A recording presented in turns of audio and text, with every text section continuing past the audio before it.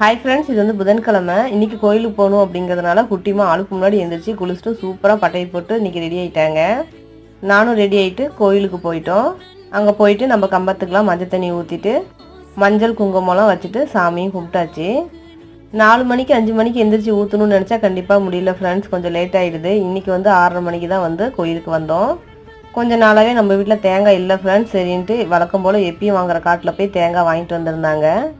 ஒரு தேங்காயோட ரேட் வந்து பார்த்தீங்கன்னா 10 ரூபா தான். அதை உரிச்சு பார்க்கும் போதுமே பார்த்தீங்கன்னா அதோட தேங்காய் பருப்பு நல்லா மொத்தமாக பெருசாக தான் இருக்கும். தேங்காயோட சைஸுமே பெருசு தான்.